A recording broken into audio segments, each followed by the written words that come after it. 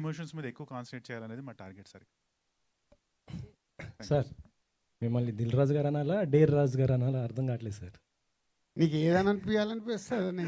ఏమో ఎందుకంటే టాక్సిక్ 120 కోట్లు పెట్టి రిలీజ్ చేస్తున్నారంటే అసలు ఎవరు కూడా ఇంత డేర్ చేయరు. అది చూసి మొత్తం షాక్ అవుతున్న పరిస్థితి ఉంది. అందుకే అంటున్నాను సార్. నువ్వు ఏదన్నా నేను రెడీ. దాని గురించి ఏదన్నా నేను రెడీ అంటున్నాను. కాదు సార్, టాక్సిక్ అనేది 120 కోట్లు అనేది అది కేవలం అది పబ్లిసిటీ స్టంట్ అని కొంతమంది అంటున్నారు. 120 కోట్లు పోస్టర్తోనే రిలీజ్ చేశారు. సో ఒక పని చేస్తాను, అలా డౌట్ పడే వాళ్ళకు నేను బ్యాంకులకు వెళ్ళి వాళ్ళకి అమౌంట్ ట్రాన్స్ఫర్ చేసిన తర్వాత స్టేట్మెంట్ పంపిస్తాను. అప్పుడు చూస్తే నమ్ముతారేమో. సార్ ఇప్పుడు సంక్రాంతి అనేది ఒక పుష్పక విమానంలో తయారైపోయింది. ఎంతమంది వచ్చినా ఇంకొకరు చోటు ఉంది అన్నట్టుగా తయారైపోయింది. ఏంటి సార్ ఇది సంక్రాంతి అనేది మార్కెట్ బూచే అదేమన్నా? చోటు ఉందనటానికి లేదు. ఎవ్రీ సంక్రాంతికి మ్యాక్సిమం 2 or 3 ఫిలిమ్సే ఆడతాయి. మీరు హిస్టరీ మొత్తం చూడొచ్చు.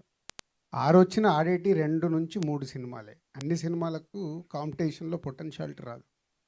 సో ఎవరు కాంటెంట్ స్ట్రాంగ్ ఉంటే వాళ్ళు నిలబడతారు సంక్రాంతికి. సంక్రాంతి ఆ కోడి పుంజుల అది అక్కడ జరుగుతాయి కదా ఆంధ్రాలో పోటీ. ఇది కూడా అంతే, సినిమాల పోటీ. అది ఏ సినిమా బాగుంటే అది నిలబడుతుంది.